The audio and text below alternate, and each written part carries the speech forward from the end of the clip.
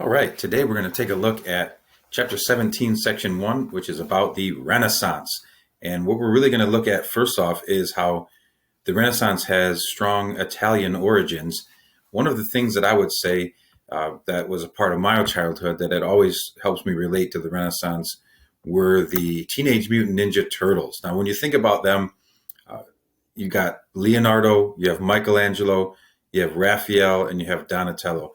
These are at least named after some of the key Renaissance artists. So I know that the quiz that I'll be giving my students is going to have a question about that. So just by knowing the Teenage Mutant Ninja Turtles, you can at least get one question correct on the upcoming quiz. Now back to the lesson here. We're going to take a look at the capital letter A, the term Renaissance. Renaissance is really a movement. It started in Italy and it caused an explosion of creativity in art, writing, and thought. It's really known as a rebirth or a revival of art and learning, and indefinitely a way that returned to the classic ways of the Greeks and the Romans, a rediscovery of antiquity, you could say, and argue. The concept of the individual, what one person could accomplish and do during the Renaissance, became a really important concept. Now, a couple of factors as to why the Renaissance began in Italy include the fact that Italy had many thriving city-states. In those city-states, there was the development of a wealthy merchant class, and there's also the classical heritage of ancient Rome and ancient Greece. What I will do next is I'll talk about some of those thriving city-states, talk about the merchant classes, and then also we'll take a look at how there was a return to the Roman and Greek ways. So for the city-states, Italy had a large number of urban centers, especially in the north.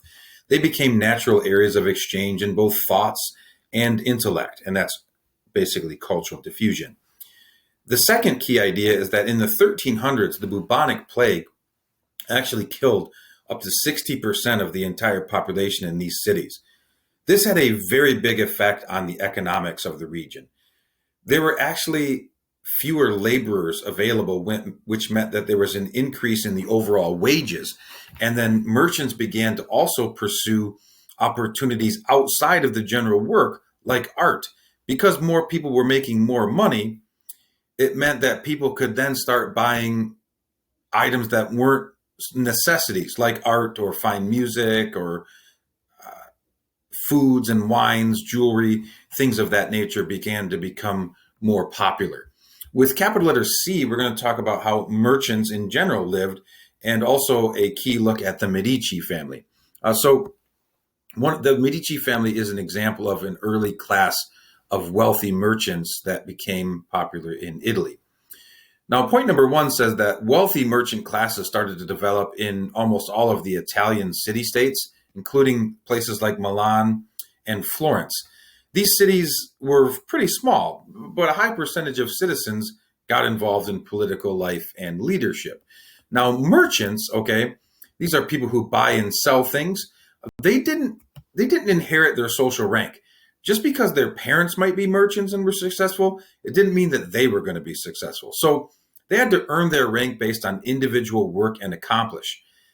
The belief in the Renaissance of the individual became important. And that's what I was trying to say at the start of the lesson, which tells us that this concept of the individual came about in a highly regarded way during the Renaissance. An example of this type of movement was the Medici family, or the Medici family. They were a powerful banking family. They had offices throughout Italy and throughout many of the major cities of Europe as well. They started off, though, as a wool company, and really they got their first look into banking as being loan sharks. Oftentimes we consider the Medici kind of like the first mafia of course, Italy. There is a nice show all about the Medici family. It's on Netflix. I think it's called Medici the Magnificent, something along those lines. They basically ruled the city-state of Florence during the Renaissance period. Cosimo de' Medici was actually the wealthiest European of his time. He's actually depicted in the World History Patterns of Interaction textbook. Here he is right here. This is Cosimo de' Medici and Lorenzo de' Medici here. There's a picture about them there. Okay. In 1434, though, he actually took control of Florence's government. He became known as the dictator of Florence, and he would loan money to many people as a loan shark, including the ruling council. So they kind of looked to him for a lot of power and influence.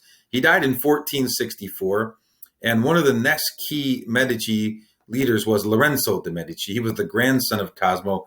He came into play around 1469, and eventually he was known as Lorenzo the Magnificent. Capital letter D is going to talk about how we saw the return to Greece and Rome. And for point number one, you want to state that Renaissance scholars, they actually wanted to return to the ways of the ancient Greeks and Romans. Artists and scholars and sculptors, they were inspired by the ruins of ancient Rome. Western scholars began to study the ancient Latin manuscripts, and Christian scholars that were from Constantinople were fleeing the city because they were being attacked by the Ottoman Turks. And so they ended up coming to Italy as well, which bringing their thoughts, expertise, artistic styles also helped the Renaissance movement blossom. Roman numeral II takes a look at some key terms from this time period, including classical and worldly values. Humanism is actually an intellectual movement that focuses on human potential and achievement. So what humanism looks at is, hey, what have humans done and what can humans do? So subjects that we study today, like art and literature, are very much tied to humanism. Classical educational subjects like history, though, also literature, philosophy, those are all part of the humanities. If you have a school like the school that I work at our school, gentlemen, we have a look into the humanities rotation. Now, in the humanities rotation, one of the things that you want to keep in mind is that you're studying subjects like art, music, right? Robotics, speech class, where you're focusing on what humans do, right? And what can humans do?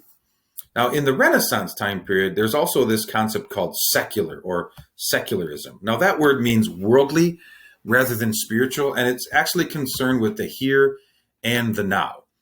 In Renaissance Italy, wealthy people started to enjoy material luxuries like art, like music, like fine foods, fine wines, jewelry, fashionable clothing. But most people remained devout Catholics, okay? The spirit, I would say the overall spirit of the Renaissance was generally secular. And some church leaders did embrace the secular movement. They would use church money or revenue to create beautiful mansions, lavish banquets, expensive jewelry and clothing. Before this, though, people were expected to show piety through being poor and not indulging in food or wealth. And if you read the New Testament, that's really a strong portion of it. The Bible basically states, lay down your possessions and follow Christ. And so that's something that was kind of in juxtaposition during the Renaissance time period. Patrons of the arts were really important to propagating the Renaissance. A patron is a person who supports artists. And church leaders, merchants, wealthy families, they would beautify Rome and other Italian cities by spending large sums of money on art. The wealthy would display and demonstrate their power by having portraits or sculptures of them put out in public. So a patron of the arts is somebody who kind of sponsors an artist, pays for their materials, pays for their canvas boards, gets them to paint, maybe builds them a studio, right? Or pays for that studio to be built. And then from there, that artist can then utilize their skills to blossom and start to sell their work. And sometimes the patron will get a cut of the profit from the artist too. Next, we'll talk about capital letter D, the Renaissance man. An ideal or universal man was a master of all areas of study. Now, back then, they didn't refer to this time span as the Renaissance. So the people that they thought were well-rounded would be called universal men. Some of the expectations would be to be charming, witty, well-educated in the classics, being able to dance, to sing, to play music, to ride a horse, to wrestle, to sword fight. Sword fighting was actually really, really popular back then. Also very dangerous, but a lot of disputes were settled with the sword. Most wealthy men carried it at their hip. For Renaissance women, it was a little bit more difficult to get a well-rounded education because really only the very wealthy women were able to read and write. And there were some powerful women, though, who were in that class status, such as Isabella D'Este, who was an art collector, who was also very skilled in politics, who we know wrote letters to, of course, Leonardo da Vinci. So on page 473, it shows you one of her primary source letters to Master Leonardo da Vinci. Okay, next we'll move on down to Roman numeral number 3 and talk about how the Renaissance revolutionizes art. When we take a look at perspective, perspective is actually an art technique used by artists to show 3 dimensions on a flat surface. It usually has a vanishing point and a horizon line. Now there's an example of this on page 474, which is right here. This shows you kind of what the horizon line is and then the vanishing point. As things get further from the vanishing point, they also get smaller, as you can see here. This is the actual painting right there. Okay, that's that is by Raphael, Marriage of the Virgin in 1504, by the way. So pretty popular painting.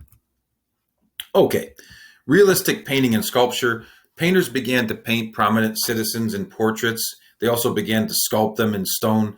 And most of these portraits and portrayals emphasized individual distinction. Some of the key Renaissance men Okay, when I said earlier the Teenage Mutant Ninja Turtles was a great way to remember who some of these key Renaissance artists were, let's start with Michelangelo Buonarroti. He excelled as a painter, a sculptor, an architect, and a poet. So when you think about Renaissance, thinking about very well-rounded, this is an example of that. Some of his achievements are the Dome of St. Peter's and the Sistine Chapel ceiling. We'll move on down here to Michelangelo had the statue of David as well. Donatello was mostly known as a sculptor. He has a famous statue of David as well. Then you have Leonardo da Vinci. Leonardo da Vinci is really a great example of a Renaissance man. He was a painter, a sculptor, an inventor, a scientist. He was a master observer of all things. He is actually known for writing a journal of all his experiments, observations, and ideas in what is called reverse script. So he wrote it backward. The only way you could read it is by holding it up to a mirror. Some of his major works include the Mona Lisa and the Last Supper. And then you also have Raphael Sanzio, who is a painter whose most famous work is the School of Athens, which I'll show you here on page 479. The School of Athens actually has a painting of many famous characters and figures from the Renaissance period, but also from the ancient Greek and Roman times as well. And Raphael painted himself into this canvas. There he is right there, kind of hiding out. That's Raphael right there. So it's kind of interesting that he's in the School of Athens as well. Okay, some key Renaissance women included the notable painters of Sofinisba Anguissola. She generally did portraits. One of her famous portraits was of King Philip II, who is a prime ruler of Spain. And then you also have Artemisia Gentilieschi. She specialized in painting women. Okay, next we'll take a look at Roman numeral 4, which is going to talk about Renaissance literature. You have some famous writers like Petrarch. He was an early and influential humanist. He was a poet who wrote sonnets, those 14-line poems. You have Boccaccio, who was well known for humor or comic stories that he kind of poked fun at the plague.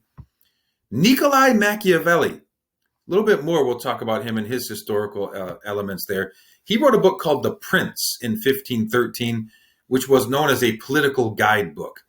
He wasn't so much concerned with what was morally right, but what was actually politically effective. So if you have to lie, cheat, steal to get ahead, Machiavelli was all for it. He said it was better to be feared than to be loved if you needed to choose between the two. Also, there's something in today's world called Machiavellian ethics. This is considered to be anything crafty or deceitful that is used for one's own advantage. That's what Machiavellian ethics are all about. Now, I will show you, I'm going to zoom back out of Raphael's picture. I'll show you what Machiavelli may have looked like. This is kind of a portrait of Machiavelli right here. And this is a key term, actually a key primary source about what he said about why it's more important to be feared than to be loved.